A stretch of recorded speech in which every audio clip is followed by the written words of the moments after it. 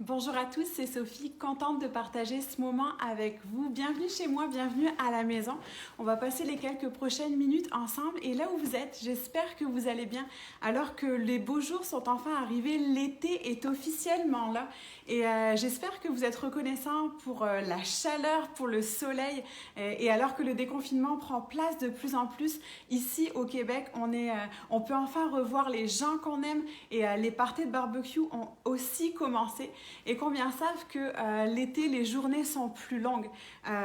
On peut en profiter plus et alors que les derniers mois, les dernières semaines ont été un petit peu plus lourdes où on devait se réajuster sans cesse, je pense que cet été, on a le goût de profiter. Cet été va faire du bien pour beaucoup et alors qu'on va avoir peut-être plus de temps pour en profiter, alors qu'on a des vacances qui sont là devant nous, à chaque jour, je vous souhaite vraiment que ce soit un été où vous puissiez être en santé spirituelle. Ça doit rester une de nos priorités et je prie que l'été puisse être pour vous une saison de rafraîchissement alors que toutes sortes de distractions vont être là pour vous, que vous puissiez vous tenir près du cœur de Dieu, proche de son cœur.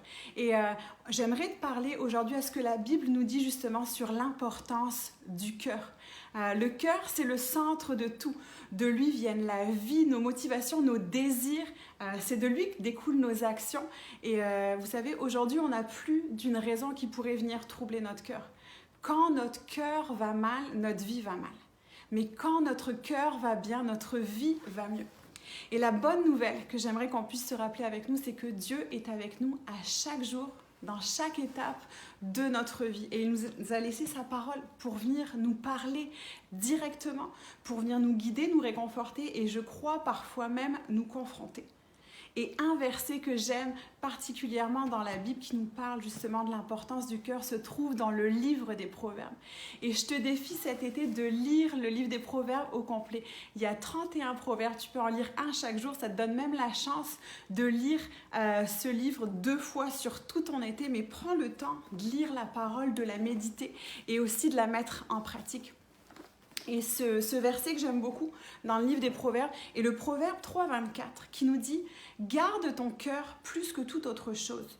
De lui viennent les sources de la vie. » La Bible, ici, nous dit que le cœur est tellement important qu'il faut le protéger. Et la question que j'aimerais te poser alors que tu regardes cette vidéo, c'est comment est-ce que tu vas en ce moment? Quand c'était la dernière fois que tu as fait l'état de ton cœur, est-ce qu'il y a quelque chose qui est dans ton cœur qui ne devrait pas y être? Ou qui a pris trop de place. Et parfois, on ressent même qu'il y a des choses qui ne vont pas sans vraiment savoir pourquoi. Mais pose la question à Dieu, comme David l'a fait dans les psaumes. Il a dit lui-même, « Sonde-moi, ô Dieu, et connais mon cœur. Éprouve-moi et connais mes pensées. Regarde si je suis sur une mauvaise voie et conduis-moi sur la voie de l'éternité. » Notre cœur est celui qui détermine quelle direction nous allons prendre. Et j'aimerais t'encourager en te disant, ne laisse aucune situation, aucune chose venir endommager ou te voler ton cœur aujourd'hui. Protège-le, prends-en soin, parce que l'état de ton cœur est celui qui va se refléter dans ta vie de tous les jours, dans ton quotidien. La Bible dit, c'est de l'abondance du cœur que la bouche parle. Ce que tu crois, ce que tu dis et ce que tu fais vont ensemble et ça part de là. Et la question qu'on devrait se poser à chaque jour, c'est est-ce que mon cœur plaît à Dieu? Vous savez, j'ai 2 jeunes garçons à la maison, Lenny qui a 5 ans et Jackson qui va bientôt avoir 2 ans.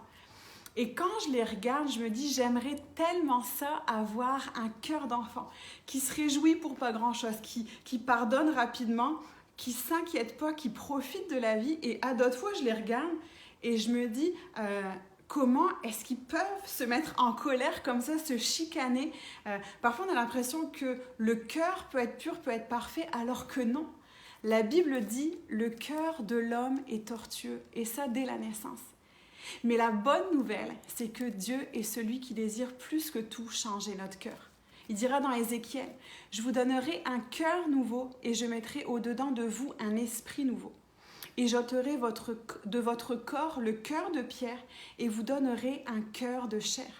Quand tu laisses la place à Dieu par son esprit, il vient te changer pour le mieux.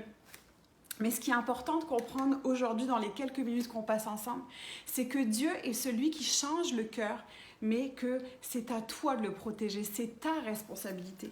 Et le verset est bien simple, garde ton cœur plus que toute autre chose. Et la Bible ne nous le dit pas comme une suggestion, je te suggère de garder ton cœur. Non, garde ton cœur, fais-le, c'est important. Une autre traduction du verset dira aussi, par-dessus tout, veille soigneusement sur ton cœur.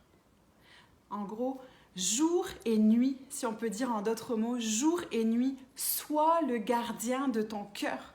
Et ce que j'ai moi-même réalisé dans ma vie, au fur et à mesure des années, et j'essaye de plus en plus de veiller sur mon cœur, à avoir les bonnes réactions, la bonne manière de réagir, c'est que trop souvent, j'étais en mode réaction au lieu d'être en mode prévention. Alors que je me connais, alors que je sais ce qui peut venir me troubler, m'affecter, j'étais plus dans le mode réaction. Mais aujourd'hui, Seigneur, montre-moi, qu'est-ce que je dois faire dans telle situation?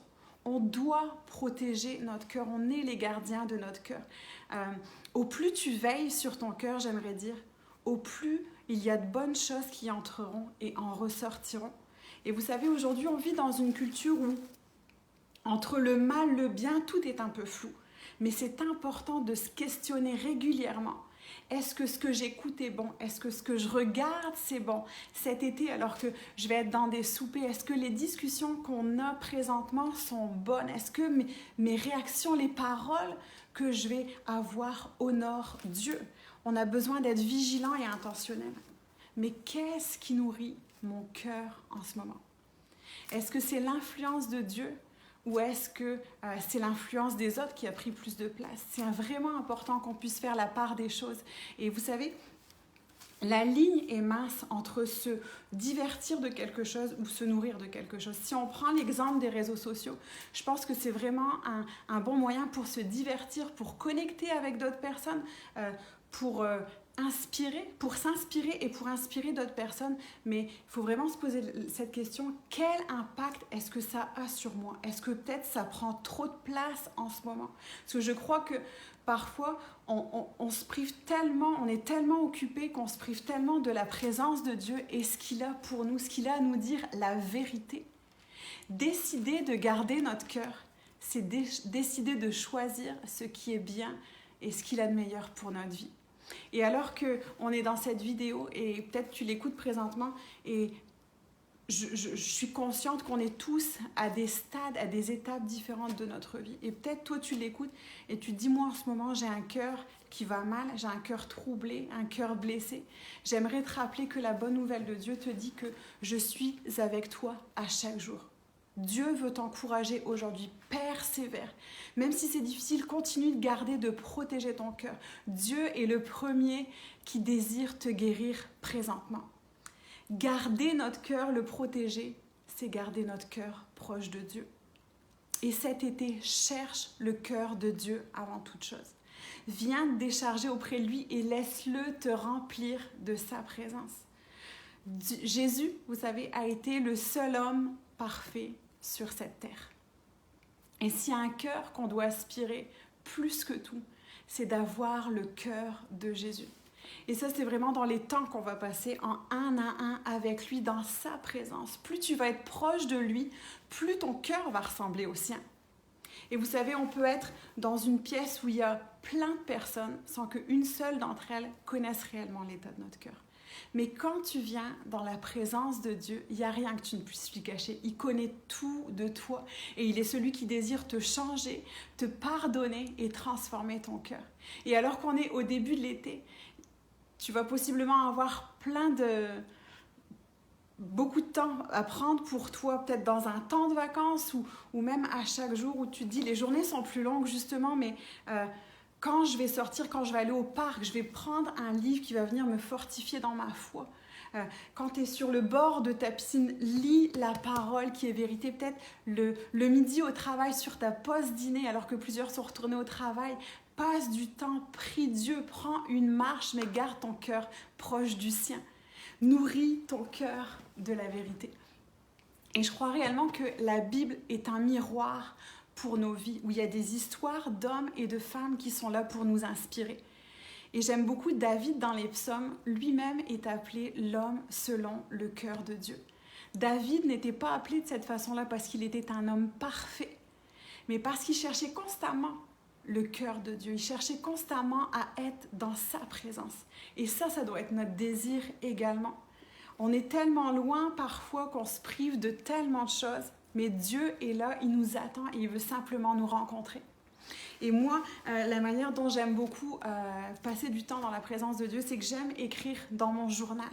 J'aime venir auprès de lui, puis lui écrire ce qui me pèse en ce moment, ce qui est difficile, mais également lui écrire mes sujets de reconnaissance. Parce que je pense que c'est aussi important d'avoir cette culture, d'avoir un cœur qui remercie Dieu, d'avoir un cœur reconnaissant pour les bonnes choses qu'on a dans notre vie. La prière, quand tu viens dans sa présence, confie-lui ce qui va bien, mais ce qui va mal. Dieu veut te renouveler et être avec toi chaque jour dans ta vie. Et je termine là-dessus. Je crois vraiment qu'un cœur consacré à Dieu est un cœur en santé. Un cœur consacré à Dieu est un cœur en santé. Alors, je suis à la fin de ce partage. J'aimerais te rappeler, protège ton cœur cet été, sois radical avec ce que tu laisses entrer et ce que tu laisses sortir de ton cœur et cherche avant toute chose le cœur de Dieu. J'espère que ces quelques minutes ont pu t'encourager dans ta journée. Sous ce vidéo, ici juste en dessous, écris en commentaire comment est-ce que toi tu fais pour protéger ton cœur, comment est-ce que tu nourris ton cœur. Et je t'invite vraiment à rester connecté sur les réseaux sociaux à Nouvelle Vie parce qu'on a encore plein de beaux contenus pour toi à t'offrir dans les prochains jours.